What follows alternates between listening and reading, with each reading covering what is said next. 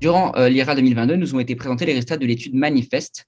Qu'est-ce que l'étude Manifest? C'est une étude internationale multicentrique qui est finalement la première grande étude de grande ampleur sur l'électroporation.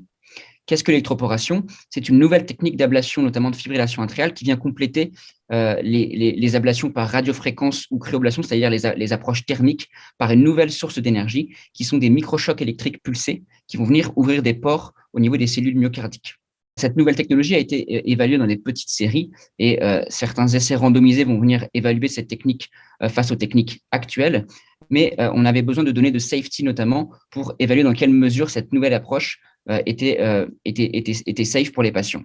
Donc, cette étude s'est basée sur 24 centres internationaux avec près de 1800 patients inclus, soit environ 70 patients par centre, avec le cathéter d'électroporation. Dans cette étude, la plupart des patients avaient de la fibrillation atriale paroxystique, mais il y avait également des patients avec de la fibrillation atriale persistante. Donc, que nous montrent les résultats de cette étude? Premièrement, sur les complications. Un des attraits de l'électroporation, c'est que cette nouvelle approche, finalement, est tissu spécifique. Et donc, cette technique a été développée pour engendrer des lésions sur les cellules myocardiques, mais épargner les structures adjacentes.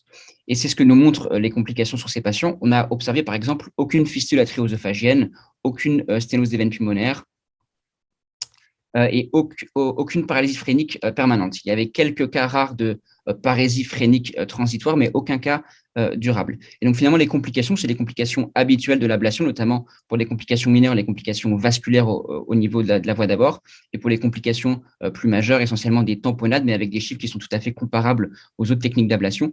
Mais en tout cas, pas de complications, on va dire, des structures adjacentes extracardiaques. Évidemment, c'est 1800 patients. Il faudra de toute façon confirmer ces bons résultats de safety sur des plus larges études, mais c'est les données qui sont très rassurantes pour cette nouvelle technique.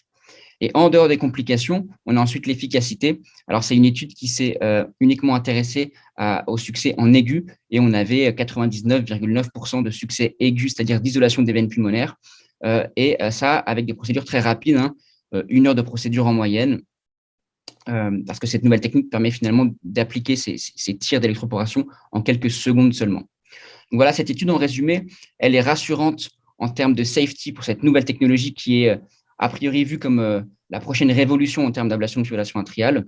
Des bons succès en aigu, bien sûr, il nous faudra des données à plus long terme pour confirmer ces bons résultats en aigu en chronique et bien sûr comparer cette nouvelle technologie avec la radiofréquence ou la cryoablation dans des essais randomisés qui ont déjà commencé.